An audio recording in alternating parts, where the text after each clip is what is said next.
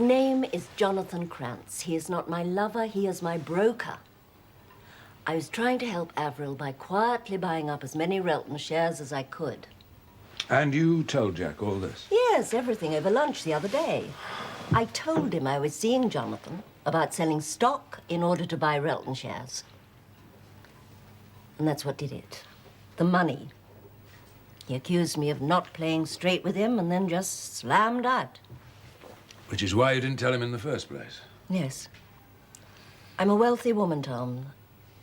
I thought Jack might feel threatened. Oh, there are times when I could cheerfully strangle him. You and me both. So, where do we go from here? Well, I hate to tell you this. He's taken off like this before? Once or twice. And? Oh, my advice is to sit tight. He likes his creature comforts these days. He won't be too long away from the Jolly Sailor.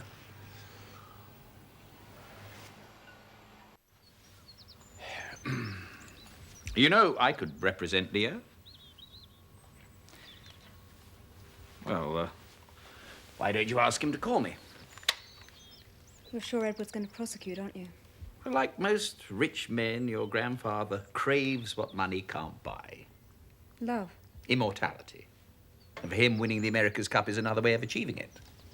Anyone who gets in his way better watch out. Well, all I'm saying is it's wise to take precautions. So unfair. Leo hasn't done anything. You're sure about that? Yes, I am sure about it.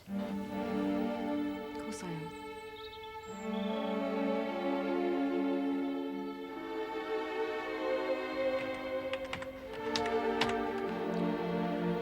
Damn!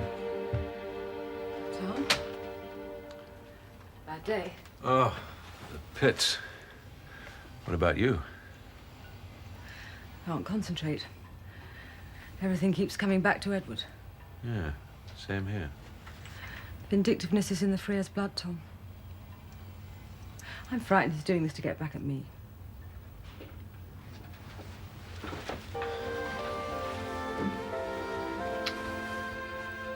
What are you doing for dinner tonight?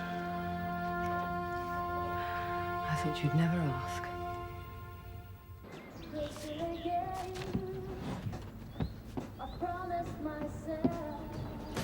I won't do that again. It's got to be. Oh, and where were you until 1:30 this morning? What is this? You checking up on me or something? Somebody's got to. If you must know, I was with your father. Oh, I thought I felt my ears burning. What do you expect to do, Leo? Carry on as if nothing's happened? Of course not. Well, then. Oh, I don't know, Mum. Maybe I'm being paranoid, but I get the distinct impression nobody believes me. Well, that's ridiculous. Is it? Then what was it you and Dad were discussing into the small hours? This and that? Oh, yes. Leo, it's common knowledge round here that your father walked out of the America's Cup project after a blazing row with Edward. So? So, it has been suggested that maybe you were trying to even the score on your father's behalf. Oh. And what did Dad say to that? He defended you to the hilt. Said you weren't bright enough to think of it. Would you like to get that?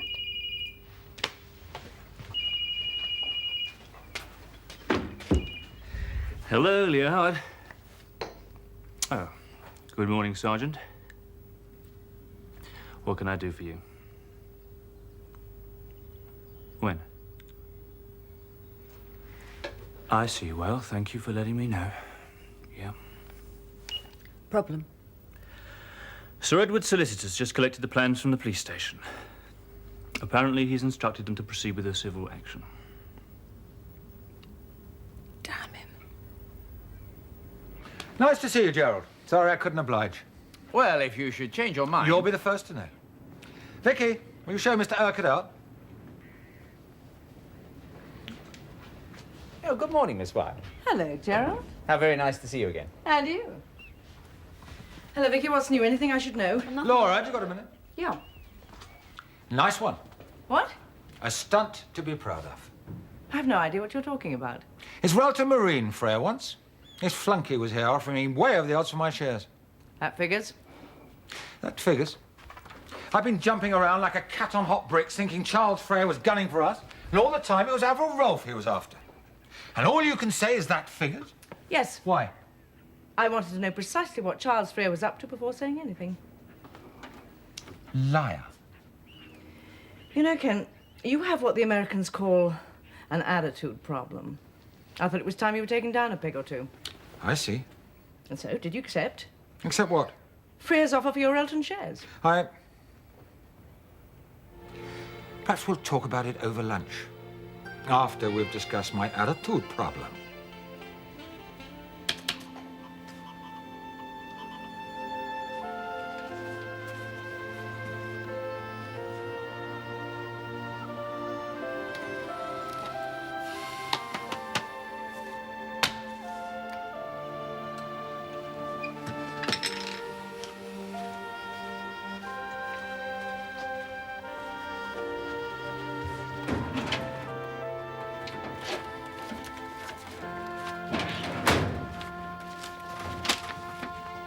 Jack? Afraid not.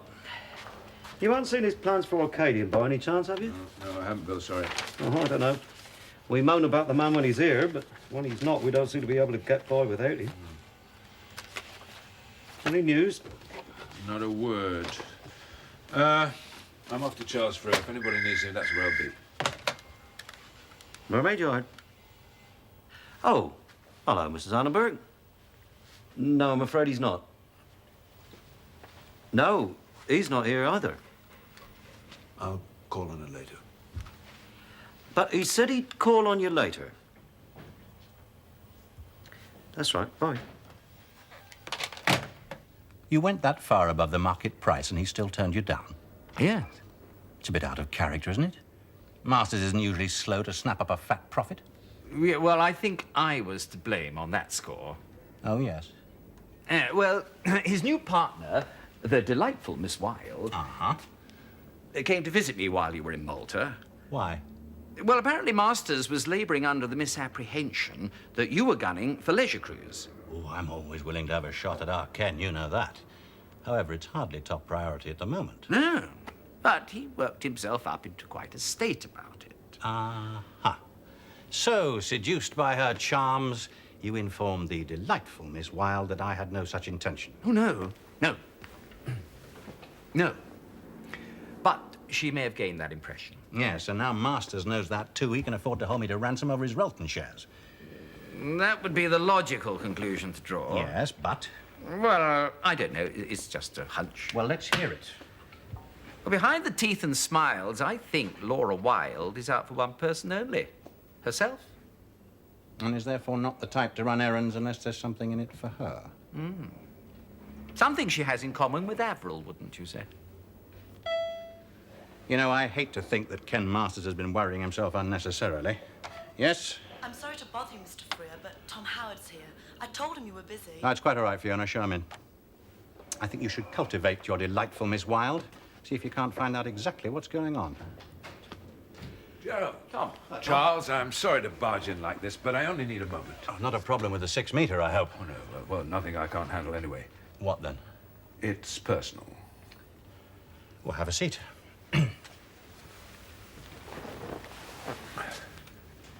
I need a favor.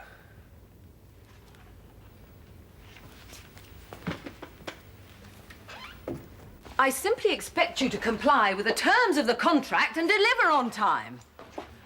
Yes, but that's simply not good enough. All right, then, tomorrow.